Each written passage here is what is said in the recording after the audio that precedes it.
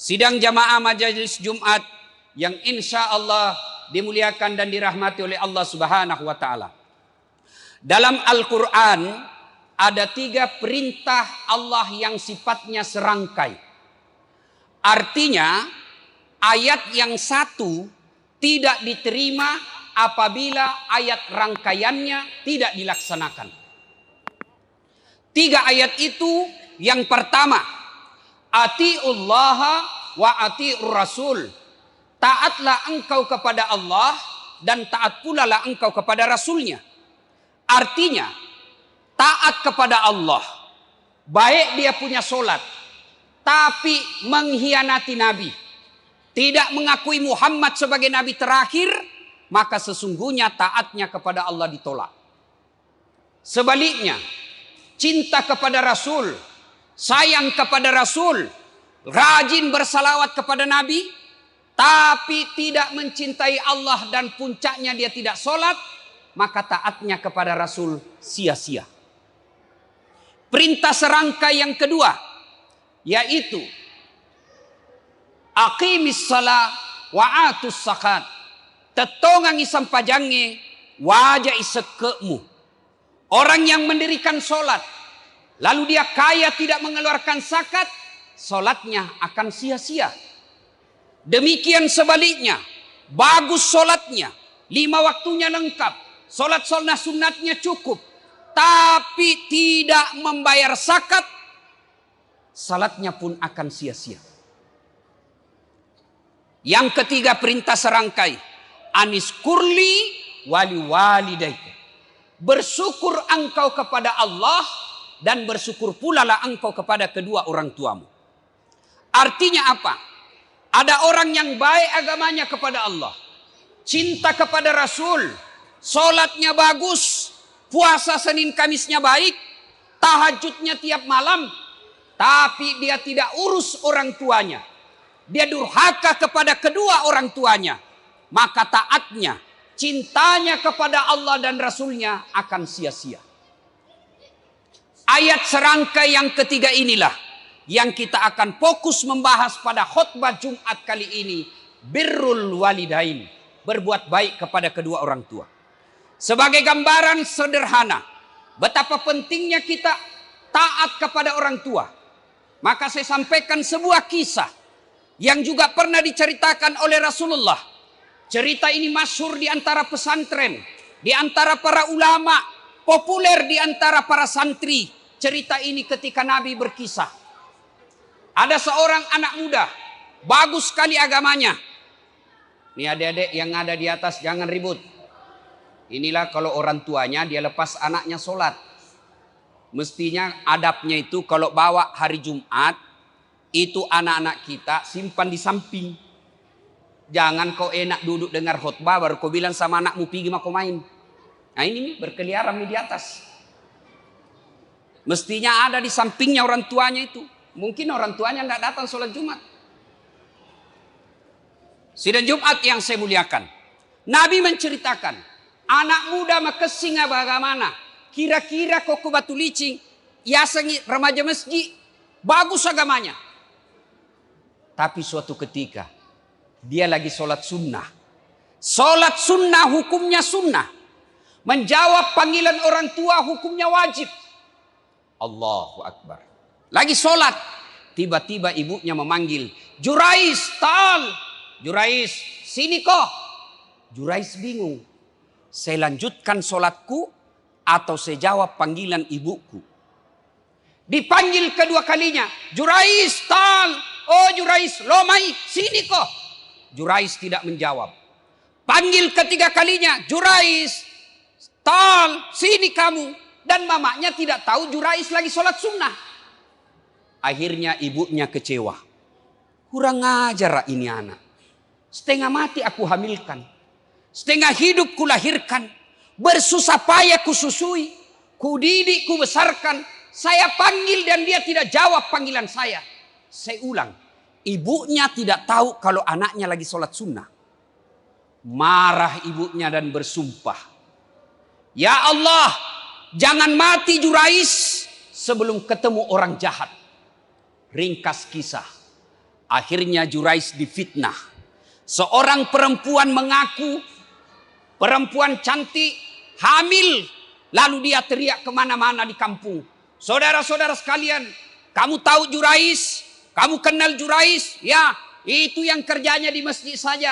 Bersikir aja kerjanya. Ngaji aja kerjanya di masjid. Gaya naji. Nih, matampuk kak, alena patampuk kak. Nih saya hamil, dia yang hamili saya. Difitnah Jurais. Akhirnya apa? Satu kampung membenci Jurais. Melempari Jurais. Kata Jurais, tenia iya. Bukan saya. Orang tidak percaya. Dilempari Jurais. Sampai jatuh giginya Jurais. Jurais berkata, demi Allah bukan saya. Orang kampung tidak percaya. Akhirnya Jurais berkata, tunggu dulu. Kita tunggu sampai lahir bayinya ini anak. Anaknya ini perempuan hamil. Kita tunggu dan kita tanya, siapa bapaknya? Setelah melahirkan perempuan ini, dengan izin Allah, diambil bayi itu. Masih orok, masih merah, direbut. Lalu dipencet pusatnya oleh Jurais. Dan Jurais berkata, ya fulan, wahai bayi, ngomong kok, siapa bapakmu, ni gambokmu. Dalam sejarah manusia ada 3 manusia bayi, orok, yang pernah bicara pada saat masih merah. Satu di antaranya kisahnya Jurais. Lalu orok ini berkata, bayi ini berkata, bapakku bukan Jurais. Bapakku pengembala kambing di desa sebelah. Akhirnya pada saat itu Jurais dimaafkan. Sidang Jumat yang saya muliakan. Apa hikmah di kisah ini? Jurais bagus ibadahnya, bakesing sampajana, dihukum oleh Allah. Gara-gara apa? Dipanggil ibunya dan dia tidak jawab. Lagi sholat sunnah. Dipanggil ibunya tidak menjawab. Dihukum oleh Allah. Apalagi kita sekarang anak-anak tak. Bukan sholat sunnah. Main game. Dipanggil sama ibu bapaknya dia tidak jawab. Maka mereka yang bagus agamanya. Bagus ibadah mahdanya kepada Allah. Tapi dia sengsarakan ibunya. Tidak pernah dia urus ibu bapaknya. Kata Nabi, jangankan masuk surga, baunya surga kau tidak dapat. Kisah berikutnya Bapak pernah dengar. Sahabat Nabi. Apa artinya sahabat Nabi? Ketemu dengan Nabi. Berhadapan langsung dengan Nabi. Hidup sesama dengan Nabi. Melihat Nabi di sampingnya. Itu sahabat. Dan beriman kepada Nabi. Namanya Alqamah. Bagus sekali Alqamah. Di mana Nabi berdakwah di depan ada Alqamah. Di mana Nabi imam sholat di belakang ada Alqamah. Tapi ketika sakaratil maut tidak bisa mengucapkan 2 kalimat syahadat. Dibimbing oleh Bilal. La ilaha illallah. Alqamah cuma mengatakan la. Tidak ada. Bilal lapor sama Nabi. Ya Rasulullah. Alqamah sakaratil maut tidak bisa syahadat. Mungkin Nabi doakan dulu. Maka dia Nabi tak manulai. Nama kesing agama itu anak. Kenapa bisa? Bagus ibadahnya ini anak. Pasti ada dosanya besar. Cari bapaknya. Ternyata bapaknya sudah meninggal. Cari ibunya. Ketemu. Bilal berkata, bu, anakmu si Alqamah madangi sakaratil maut tidak bisa syahadat. Mungkin ada dosanya sama ibu. Apa kata ibunya? Naruntuk nih. Kurang ajar memang itu anak. Setengah mati ku hamilkan. Setengah mati ku lahirkan. Bersusah payah saya besarkan. Setelah ada istrinya. Lebih sayang sama istrinya. Lebih takut sama istrinya. Daripada cinta sama ibunya. Lapor sama Nabi. Nabi bersabda. Wah. Macilaka Alqamah. Dekna salama iya kodeknya. Nampanga kondokna. Panggil ibunya. Bu, kata Nabi. Maafkan anakmu. Saya tidak mau ya Rasul. Jalan satu-satunya. Lebih baik saya bakar api di dunia. Daripada apinya neraka yang bakar. Mending api dunia yang rasakan. Daripada dia rasakan api neraka. Silakan bakar nih. Dikumpulkan kayu. Menyala besar api. Nabi tanya, betul ibu tidak mau? Saya tidak mau ya Rasul. Nabi katakan, angkat. Lempar masuk api. Begitu mau dilemparkan bara api. Masuk ke dalam api. Ibunya berteriak, tahan. Jangan kau bakar anakku ya Rasulullah. memang dia kurang ajar, memang dia durhaka. Tapi demi Allah, penderitaan saya lebih besar daripada durhakanya. Tidak ada artinya sakit hatiku kepadanya dibanding penderitaan saya di 9 bulan dalam perutku. Saya maafkan Alqamah, jangan kau bakar kasihan. Akhirnya Nabi tanya, betul ibu maafkan anaknya? Betul ya Rasul. Nabi jelaskan, turunkan. Dengan bersusah payah akhirnya Alqamah mengucapkan, La ilaha illallah Muhammad Rasulullah. 2 kisah ini sepintas kita dengar. Tidak cukup 20 menit kita dengar. Tapi demi Allah, banyak orang sengsara hidupnya dari dewasa sampai sakaratil maut karena kurang ngajar sama ibu bapaknya.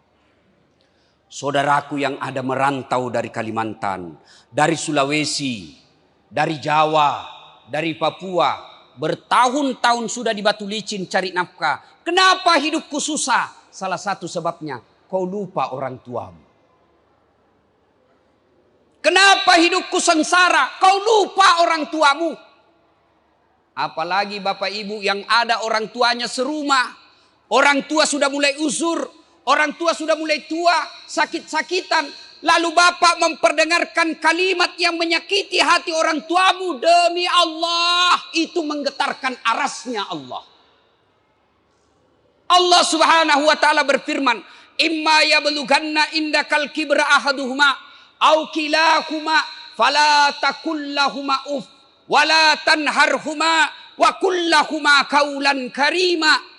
Kesimpulan ayat ini, kalau kau dalam pemeliharaan orang tuamu, ibu bapakmu kau pelihara dan dia sudah tua dalam pemeliharaanmu, satu rumah kau ibu bapakmu yang sudah usur dan tua, jangan kau berkata ah kepadanya, ah saja dilarang, apalagi sampai meneteskan air mata orang tua.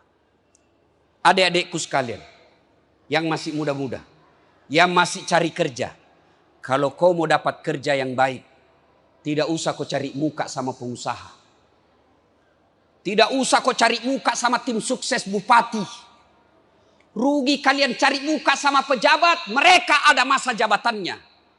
Tapi kau cari muka lah kepada Allah. Bagaimana caranya? Pakai singi nyawana tomatoamu. Bahagiakan orang tuamu, maka Allah akan memberikan kamu kejayaan dunia dan akhirat. Ridallah fi ridal walidain, suktillah fi suktil walidain. Ridanya Allah tergantung ridanya kedua orang tua, murkanya Allah tergantung murkanya kedua orang tua.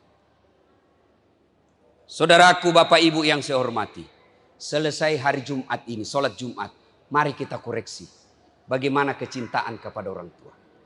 Ustadz, saya dulu nakal Ustadz. Berapa kali saya kasih menangis orang tuaku.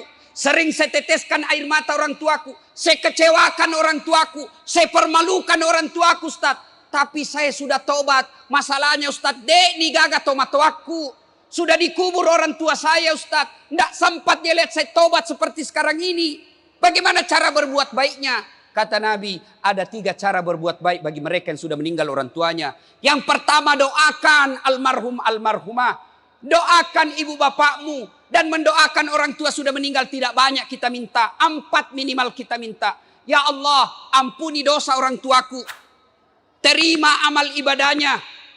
Yang ketiga, lipat gandakan segala kebaikannya. Yang keempat, lapangkan alam kuburnya. Jadikan kuburnya menjadi taman-taman sorga. Alhamdulillah kalau bisa bapak hafal itu doa. Allahumma gfirli wali walidayya warhamhuma kama rabbayani shaghira. Yang kedua, cara berbuat baik kepada orang tua sudah meninggal adalah bersedekah atas nama orang tua. Seperti masjid ini dipersembahkan kepada almarhum almarhumah. Kepada orang tua yang membangun masjid ini. Itu bagian daripada berbuat baik kepada orang tua sudah meninggal. Ustadz, saya mau terang kuburnya orang tuaku. Saya mau ada tempat tidurnya di kuburnya. Wah Ustadz, kirimi ke panti asuhan. Bayarkan listriknya panti asuhan tiap bulan. Bayarkan ongkos-ongkos listriknya tiap bulan anak-anak panti asuhan. Insya Allah kuburnya orang tuamu terang. Sedekah atas nama orang tua. Yang ketiga cara berbuat baik kepada orang tua adalah mengunjungi karib kerabatnya.